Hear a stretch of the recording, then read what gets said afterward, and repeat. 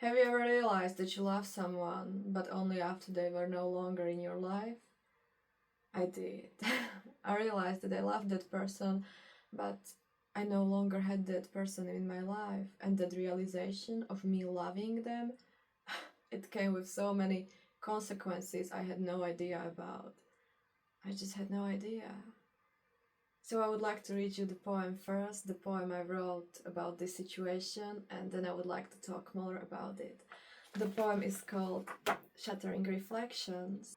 I see you quietly watching my stories, and I wonder, these days, is your heart also a little too tender? Is my absence making your thoughts a little too fonder?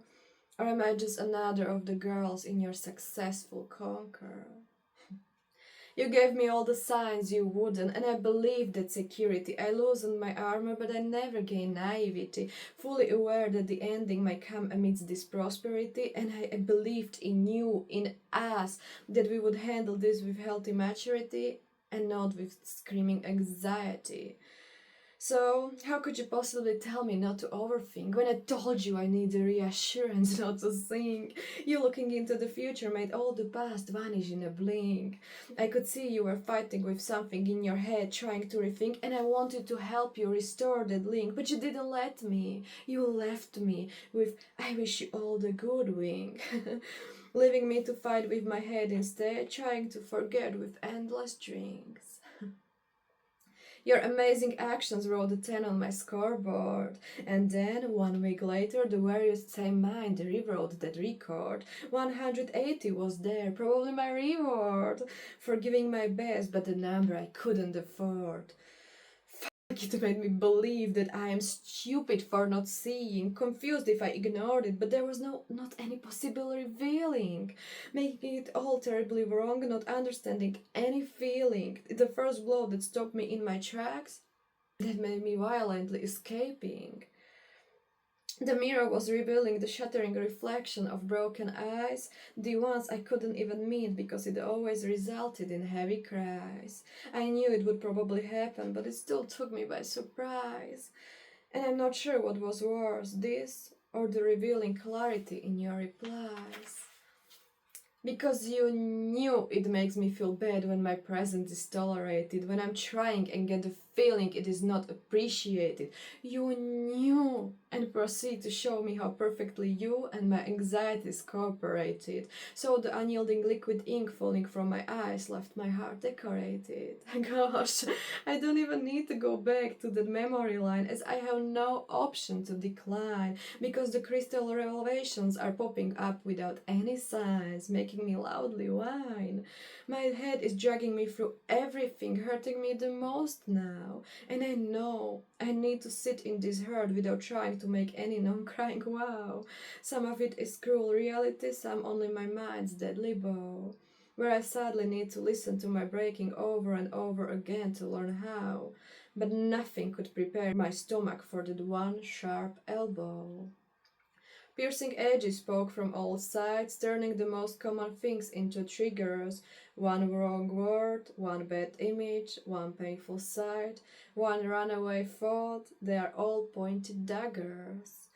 It all goes straight to the heart, pasting itself there like tear-proof stickers, while the runaway demons from the basements are my daylight figures. It took one supposedly healing quote I wasn't ready for in any way. It went something like this: while I'm crying, wistfully staring at the display, you are already sending your daily thoughts to somebody else without delay.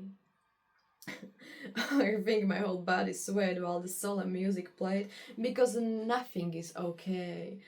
I pictured you using the keyboard the same way as you once did with me not long ago, that you're talking with them in our language, using our glow, inviting them to your favorite food just to take them home from the snow. I can stop the images, they only make my urge to throw up grow. I can feel it in my tightening stomach, making my appetite dangerously low. I didn't understand why it was like this until it hit me with shattering force. How can I feel so strongly when there was no label? But my heart knew, of course. You were successfully engraved on that metal plate with butterflies reinforced. making my heart change its course in a loving way where the images gain destructive force to shatter me on your rocks of future personal intercourse.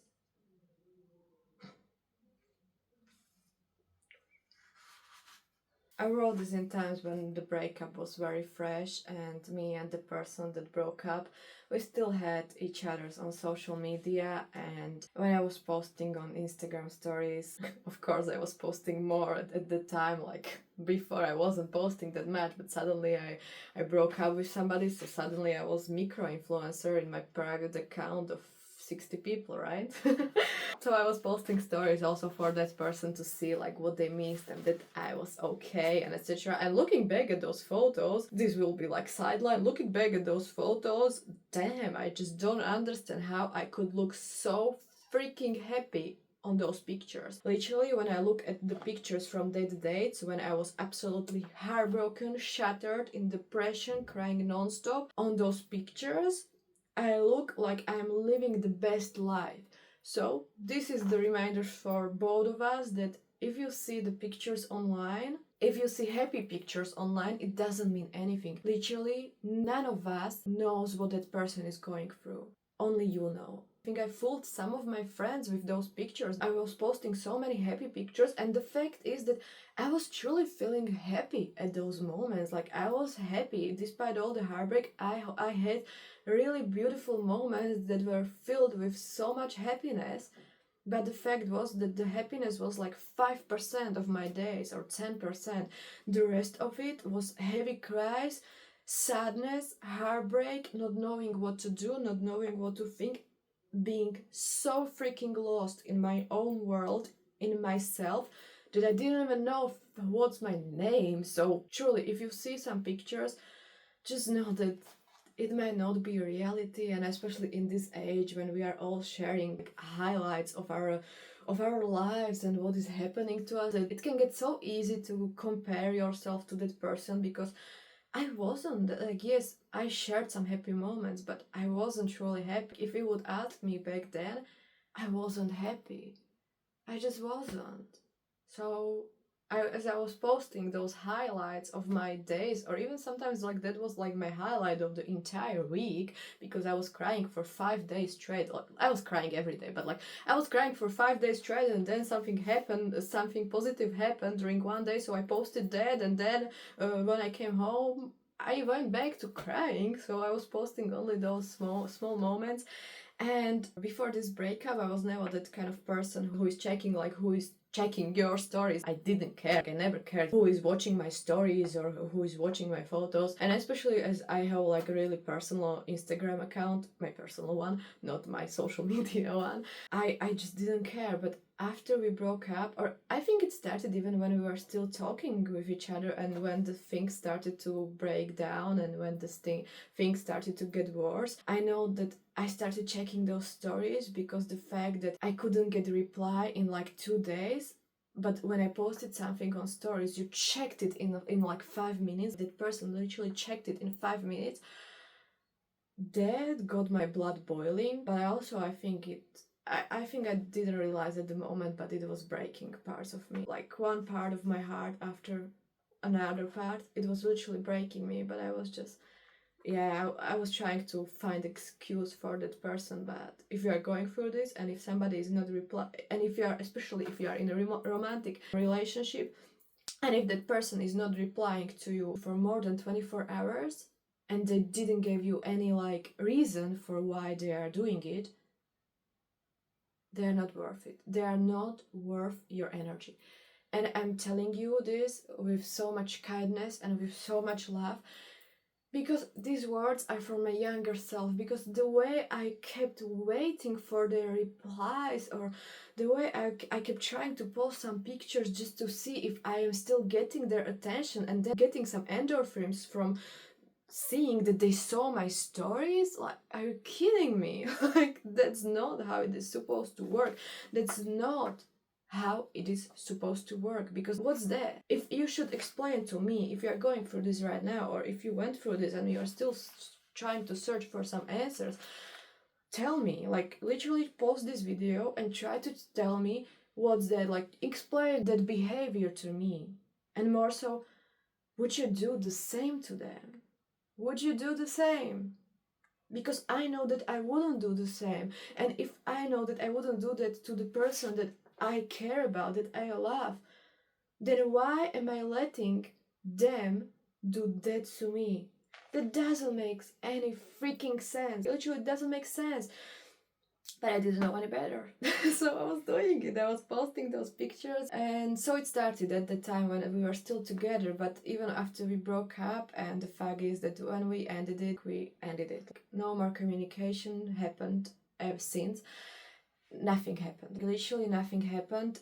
We never wrote each other again, but we still had each other's on social media, so we were naturally checking on each other's. It's more like what the person is doing and with who they are or how they are doing. So it's like mostly like checking up on them as when you were in each other's life. But now the only way you can check up on them is through those small moments they are sharing.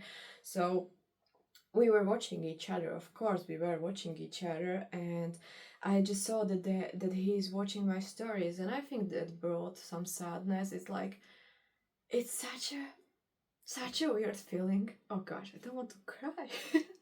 It's such a weird feeling in this age when you break up with somebody, but I think this even applies to friendship, because this heartbreak was something that happened to me a year and a half ago, so I made my peace with it. But I think now that is more current, or the thing that is enhancing these emotions at the moment, is that I'm kind of experiencing this with a lot of my friends at the moment, and I don't want to talk about this because that's for another book I'm writing.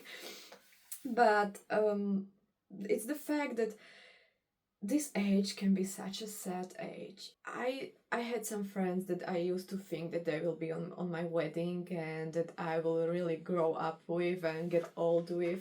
I truly had those friends that we were together like 24/7. For example, with some of my girlfriends, we were like sisters. And now they're not here. We are not in each other's lives anymore. And the fact is that when something happens and you stay on social media, like you stay in contact, or not in contact, but you stay in each other's circle or present, even though when it's social media and when you see what they are posting or how they are doing or that they're living their life without you, it's like, oh, that can be tough pill to swallow. So it can be tough. And when you break up with somebody and when that breakup is like fresh, it will hurt. It will so hurt because the questions, and I think there is this kind of like obsession of checking up on them even when they're not posting anything new. It's just like checking up on them and then like checking if they are still checking up on you. Even like it might be so stupid because I don't know what that person is doing on that other end. With my friends, I don't know if they even think about me. With that person I was romantically involved in, I don't know if he's checking stories lying with some girl in bed. I don't know. And that, the fact that me not knowing, and when you don't have that much clarity in your brain will start to come up with things. And those things may be good, may be hopeful, may be a little bit naive, but then there will be some things that are that are not so nice and that are hard pill to swallow. So I was in this state of checking and breaking myself down by doing so, because I think kind of the hard part was that with that person that I think I mature at the moment of recording this. I'm 25, and when I was with that person I was 23. And considering the age, I was truly mature, and when I met that person and when I saw that he has the same level of maturity, I know that no matter how this will end, I just knew, I trusted it with my whole being that the ending will be good, because I couldn't imagine myself in a world where if I love you or if I care deeply for you, I just couldn't imagine a world where our ending wouldn't be good. And I know like what is good ending? When you love somebody and when you split your ways, yes, mostly that's not good, at least for some parts of you. It is not good because you don't want to split with that person. But for me, it was like, even when I wouldn't want to split with you, I know that we will handle it as adult and it will be somehow good.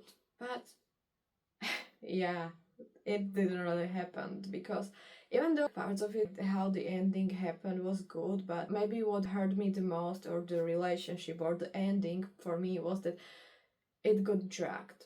It got dragged for like months, and it started with overthinking that, oh, it's only in my head, and then perhaps it's not only in my head. And then it got to the point where we really started talking about like what is happening, and then the replies, they started to come even less and less. The messages got longer but less frequent. It just resulted in anxieties. It truly resulted in anxieties and in fear. And I literally told that person that I need reassurance not to overthink. I'm realizing that I'm overthinker and I like to overanalyze a lot. I'm doing it now less than I did it back then. Even back then I was fully aware of that this is the side of me, that I am overthinking, and that I need to learn how to kind of diminish those escalating emotions. I'm not saying that it's bad to feel the emotions and to think more or to sometimes even overthink. I don't think it's bad, because I think many times it saved me, or it kind of it gave me a lot of positive emotions or positive outcomes. But it's not good when you are doing it constantly and with everything and everyone. So I was fully aware of that side of me and that I'm trying to be better. And I told this to that person. And the fact that when it was ending, they told me like, but please don't overthink this end. And the end for me, or the end of that relationship, was like, nothing made sense, because it wasn't there. Like the ending of the relationship, it got dragged, but at the same time, I'm not sure if this will make sense, but yesterday it wasn't there, but then suddenly today we were ending, and we were like, what? And when there are no signs, the worst thing was that there were signs that it will continue and that it will be such an amazing relationship. And the fact that there were those signs that it will be amazing relationship, but then suddenly it got like erased and there's like no relationship. Like, excuse me. Excuse me. I'm saying it like this, like, excuse me, but then I was like, excuse me, like my heart was shattering. If I was filming back then, you could see my heart shattering and color leaving my face, because it felt like part of me was literally like. And so I could see that the person is overthinking, or that there is something in their head, there is kind of like, there's some fight in their head. And many times you can see it, like when something is happening with some person, that they are in their head. So I tried to help. I wanted to be there to help that person, and I tried to communicate. I tried to overthink or think about any possible scenarios, or like what is happening. I tried to be there for that person, because I wanted to be there for us. But the thing is that when the person don't want to do that, then there is nothing for you that you can do it, right? So it felt like that did 180 on me, because he did amazing actions. They wrote like number 10 on my scoreboard, but then the very next day they rewrote it and wrote 180. So that was really, really nicely done, and it felt like, why did you do it when we were so good together, when we were functioning so good together? Why? And the why got more intensified as I was thinking back to all the times when that person, when he was hinting on future. And that was like, are you kidding me? You were hinting on future where we are together in that future, and now you're doing 180. That doesn't make any sense. So it kind of made me overthink everything, because I was like, there has to be some explanation. So I am probably stupid. I was literally thinking that I am stupid for believing, or I am stupid for not seeing the things, because there has to be some explanation. But there wasn't. There wasn't. There were only the shattering reflections of the situations. I remember taking shower and I couldn't, there is mirror in our bathroom, and I couldn't even look myself in the eyes, because each time, it doesn't matter if I was in bathroom, but I think it was happening there the most often, as when I was taking shower or brushing my teeth or just doing my face. Every time when I looked myself in the eyes, I started crying. I started crying so heavily. And I'm not sure even what was the trigger. Like, I'm not sure. And looking back at it, I think there were some emotions in my head. I think that kind of like were starting it. But I think I couldn't handle looking at that version of myself. I couldn't handle looking at that broken version of myself because I'm always so positive and smiley and shiny and I love to give energy to people. But suddenly I was so shattered and I just couldn't handle that view. I couldn't handle looking in my own eyes because that's how broken I felt. That's how betrayed I felt. That's how betrayed I felt. And I just couldn't handle it. I couldn't handle it. And the betrayal came with that realization that, shit, I love that person. I truly love that person, but like, I love somebody who is no longer in my life. How could I lose that person before I realized that I love him? I never told him that. Like, I never told that to anyone. And now I love somebody. And the fact that I never even told it to anyone, like, that I love them, that I was never in that kind of relationship where I love some person. And the fact that now I lost that was so shattering, but also the fact that I told him that, or not, I didn't even told him this, and yeah, I didn't even told him this, but as we were spending some time together and getting to know each other more, he knew that this was exactly his words. I just hide it into the poem, but he literally told me that he knew when my presence is tolerating and that it feels me bad when I get the feeling that is not appreciated. Those were his words. I never told him that. I never told him that I feel bad, that I want my presence to be appreciated. But he noticed. He noticed and he got the strings together. He was aware of this fact and he wrote me this when he was doing it. He wrote this when he was ignoring me. And I didn't realize. I didn't realize it. Do you know when I realized that? When I was crying before mirror in my room. I was just like looking at myself in the mirror and I was like, I know, baby girl. I'm so sorry. I know that you love him. And I had so many conversations imagining that he's standing before me because I got all those amazing things to say when he was no longer in my life, like when you are arguing with somebody and then like when the argument is long over, you're gonna like, oh, I should say this, or this would be perfect to say, or yeah, this. Yeah, I got those and I was standing before the mirror so many times just having those conversations, or those sad moments when I was just crying looking at myself in the mirror.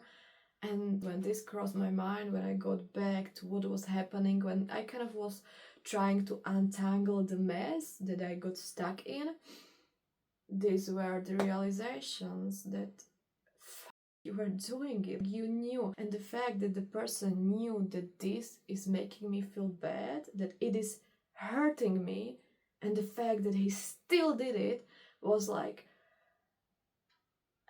and he was smart enough to know what he was doing. His actions were always calculated in good way, but that's the fact that you knew what you were doing and you still did it. And I think I needed that heartbreak. I needed that because these kind of realizations were the things that made me heal my heartbreak. I wouldn't say more faster because I was healing for like more than a year.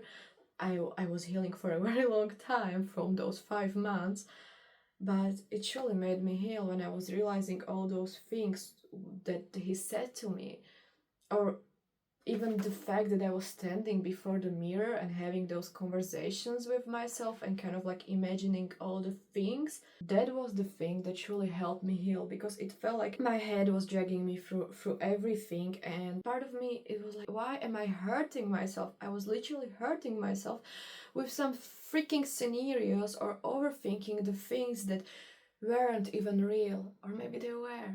Maybe they weren't. I didn't know. I had no evidence to say what was real and what wasn't real. I was going off what my head came up with or off the things that I saw on stories on Instagram from the moments of that person's life.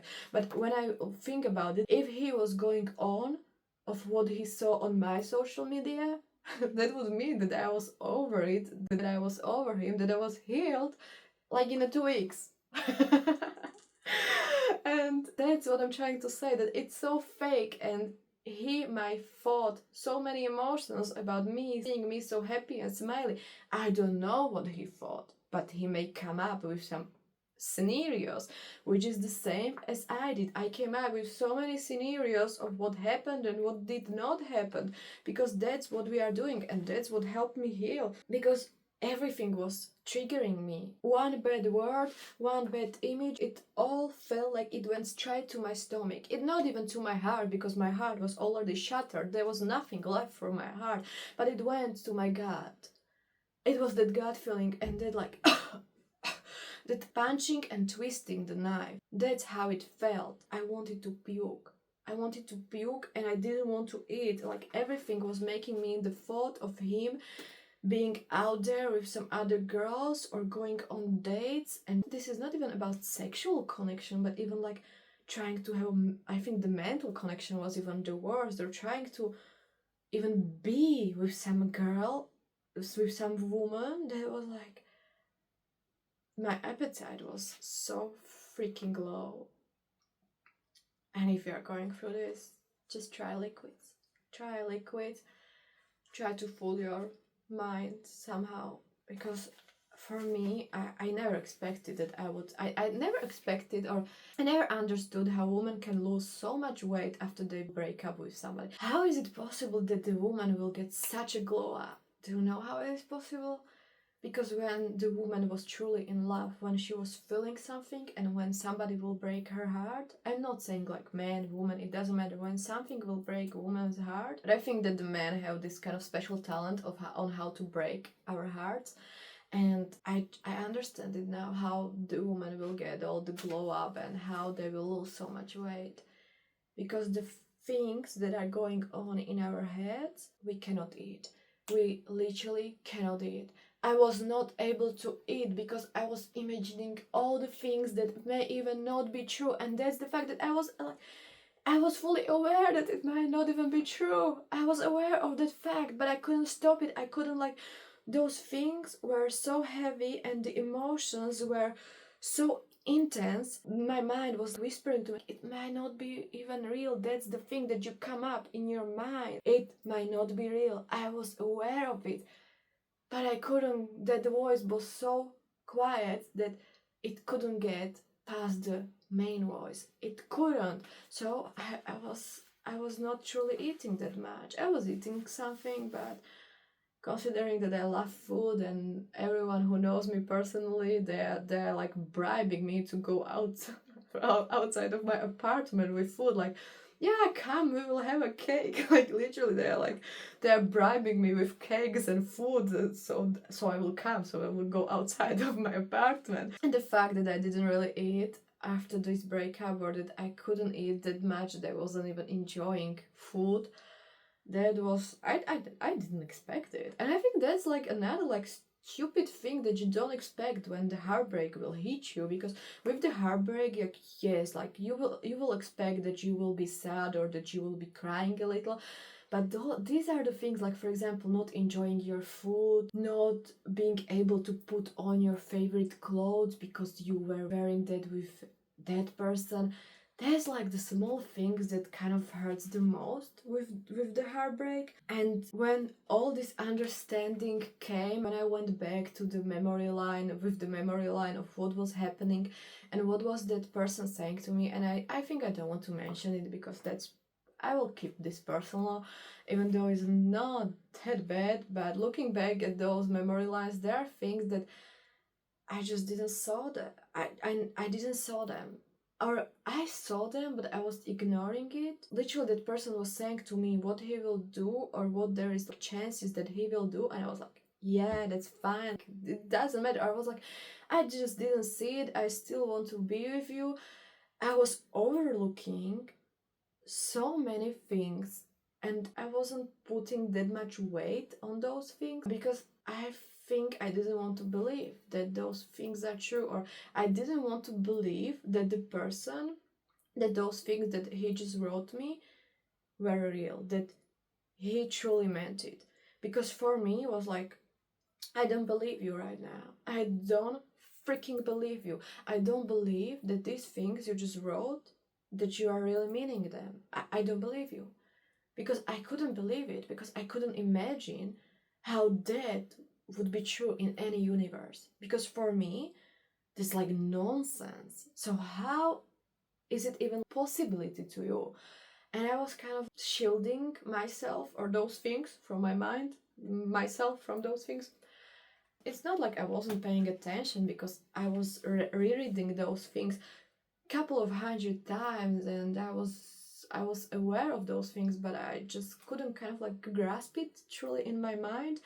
And when I was healing, when I was fully in that heartbreak, and when I went down memory line, and when I realized what everything was said or written, or what wasn't said, what wasn't written, it was, whew, are you kidding me? I cried so many times because of those realizations. I had so many mental breakdowns because of those realizations, because I realized only after I lost him did I love him. And those things, those small things that I was shielding myself from, or I was, overlooking, they suddenly started to hurt so much more than they already did. Because how can a person I love do this to me? How can a person do this? How can a person say this? How can a person not care that much? How can a person be okay with losing me, with not knowing me? How can you be okay with that? I didn't understand how he can be okay with that, especially when I love him. But that's the thing. He never knew that I love him. And I never knew, and I will never know if he ever loved me, or if he even remotely felt something towards me. I believe there were some feelings involved, because if there were no feelings involved, well, I hope he will be, he's like master of clown school. I don't believe there were no feelings involved, but I I I don't know if he ever loved me, and I will never know. And I don't think I even want to know now. I don't want to know.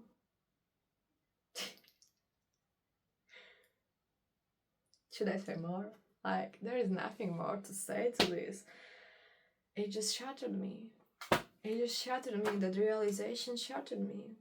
And if you're going through this, what can I say to you? I cannot say anything to you, because there is so many videos and so many online girls saying what you should do, what you need to do, what you can't do, what you should listen to, what you shouldn't listen to. Please, there's so many of it, and I was like, when I was going through the heartbreak, my feed was flooded with tarot readers saying to me that he will return to me, or with the people that they will always come back. Some things will not come back, some people will not come back, and it's okay. It's for the best. Trust me, year ago I would kick my ass for saying this, and I would like, are you kidding me? We want him back, we need him back. Now it's like, okay, there will be somebody else. And this is the state of healing you need to get yourself. I'm not saying that be like me, or that if you won't be like me, if you won't be talking like me, you are not healed. I'm saying that you need to heal. And the healing process is messy. It's long, and there are no shortcuts. You can take some shortcut thinking that, oh, I just took shortcut. Well, baby girl or baby boy, you didn't. You just took a detour. That wasn't a shortcut, that was a detour.